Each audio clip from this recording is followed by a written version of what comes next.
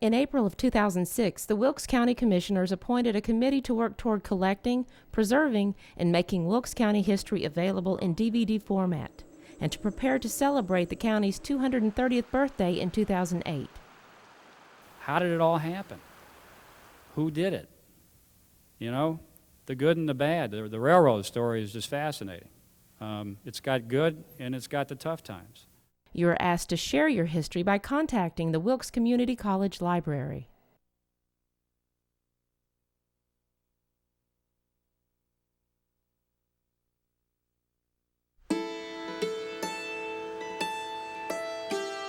The eastern section of Wilkes County is bounded by Elkin to the east, Austin on the north, Rock Creek on the west, and Summers to the south.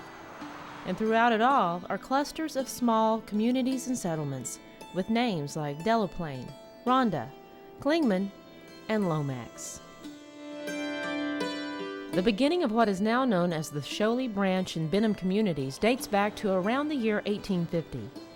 Benham Cool Springs School was started in 1937 and completed in 1938 or 1939.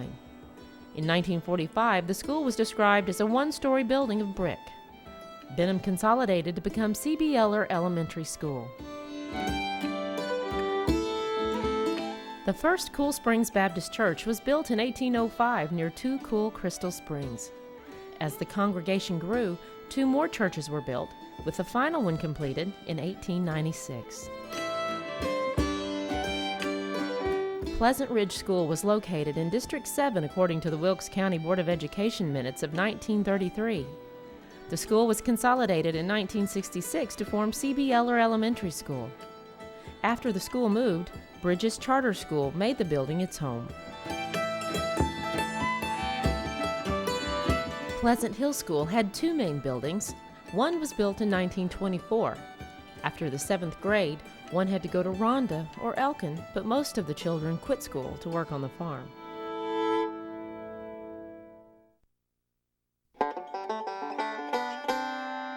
One of the larger communities in eastern Wilkes is Rhonda, built along the Yadkin River about 15 minutes east of North Wilkesboro. There's some confusion about the actual date Rhonda was incorporated. Some papers suggest 1890, others as late as 1920. The general consensus, though, settled on the year 1907.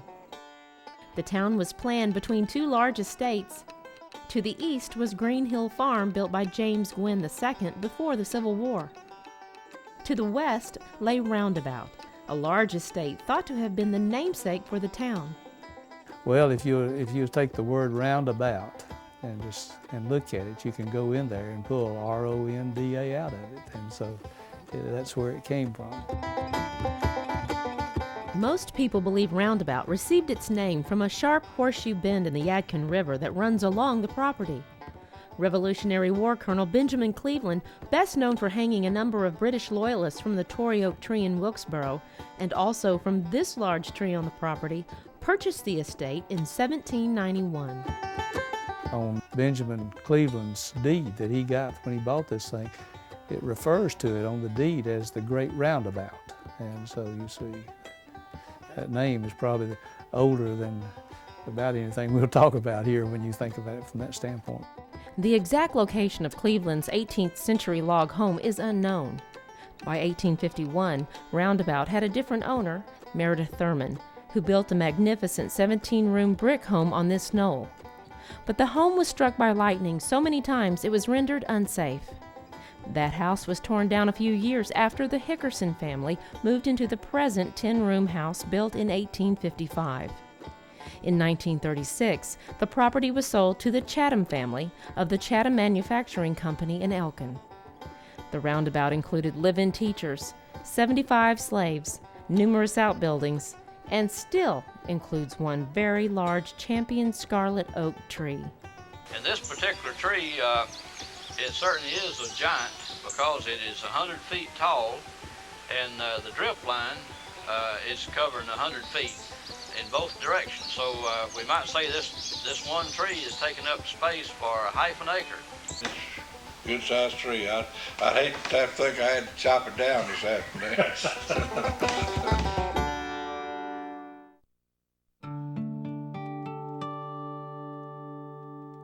Green Hill. A plantation home built by James Gwynn II in 1851 was described as a commodious, tree-protected house, famed for its chimneys of slave-made brick and massive fireplaces in every room. From the front structure of the home, it was a square, a three-story square, but from the back, there was an L-shaped center that came out that actually, instead of an L, it was more like a T if you look down on the structure itself. So the back part of the house itself had its own chimney and heat reserve as well. Green Hill included the main house, as well as a carriage shed and some 20 other buildings. The plantation remained in the Gwynn family until 1938, when it passed through several hands and was eventually deemed unattainable to historical preservation interests. The home was scheduled to be burned in 1989 during a training exercise. Instead, the home burned 2 days early, perhaps as a result of arson.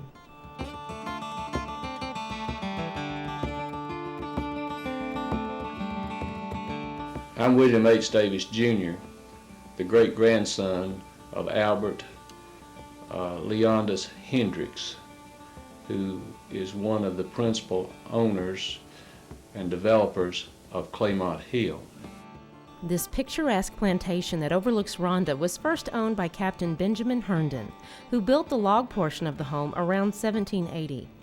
After that, its owners included Captain David Witherspoon, John W. Martin, and Albert L. Hendricks.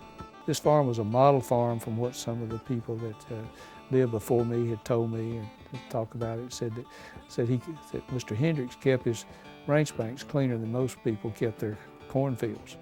Mr. Hendricks renovated the home into an early 19th century dwelling. He expanded the house from, say, a 2 or a 4 room house to a 10 room house and 2 halls, 5 porches, with a lot of gingerbread work and with the gables that you see on the outside. Before the Civil War, at least 24 slaves were used to do the farming, operate the still, and care for the home. Other memories of Rhonda include seeing the first automobile, as told by resident Tracy Cottle. I was born the 8th day of November 1900. I don't know, I guess I was as much as 10 years old, maybe a little older. My mother, she enjoyed working out in the field, and she left me in the house one morning to take care of the children, so I took my brother and sister out to the woodpile. While we were out there playing, I heard the awfulest noise and took my brother by the hand and told him to come on. So we ran in the house, and I didn't stop at the first room we come to. I went on back to a dark room. Then that noise just kept getting closer, and I slipped to the door and I saw I had heard so much said about these new cars, and when I saw it, I knew it was a car, so I ran back in the room and took my sister and told my brother, come on, there's a car coming. And we ran back out to the woodpile to see that car. It was a red one. I don't know what make it was, but I remember it was a red one.